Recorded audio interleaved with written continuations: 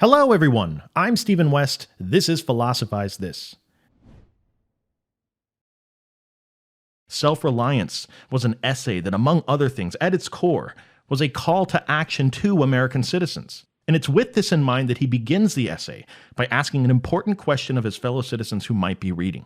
He asks, how often do people sit around thinking about some issue that faces their country or their community, come up with what seems like a really good idea, seems like it's making a great point about whatever the prevailing discussion is on the matter, and then after they arrive at this good idea, they throw the idea away, don't ever talk about it. People ask them about social issues and they never even bring it up, if for no other reason than because they themselves were the ones that came up with it.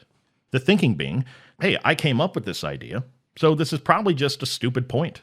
I mean, who am I to come up with any sort of interesting counterpoint to the discussion of my age? I'm just an ordinary person. I'm not some genius. I'm not a thought leader of some sort. I must be missing something incredibly obvious here that all the smart people already know. Ralph Waldo Emerson thinks this is an absolutely toxic way of thinking about yourself. And he says so often what naturally goes along with this type of attitude is the further assumption that if you're a thinking person and you want to know more about the world around you, that the path to becoming a really smart person with well thought out beliefs comes from reading a bunch of other really smart people that are quote-unquote experts in whatever area you want to educate yourself about. In other words, to get smarter, all you got to do is turn to a philosopher, a religion, artists, thought leaders, external sources of truth. You read these really smart people and essentially just say whatever they said. Somebody asks you what you think about something, you just recite the pre-approved smart person answer that you memorized last week. That's basically what becoming a smart person even is. Where else would you learn how to think intelligently other than by listening to smart people?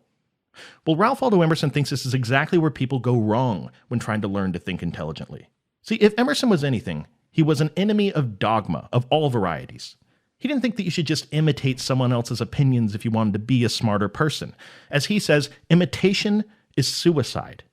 And what he meant by that is that when you trade your own unique personal development for a ready-made dogma spoon-fed to you by a third party, you are effectively sacrificing your life. You are sacrificing your own unique contribution that you and only you can offer to society. Early in the essay, Emerson makes it clear that one of the most important realizations that any human being can ever arrive at in this life is to trust thyself. This is going to be a theme throughout the rest of the essay, hence the title, Self-Reliance.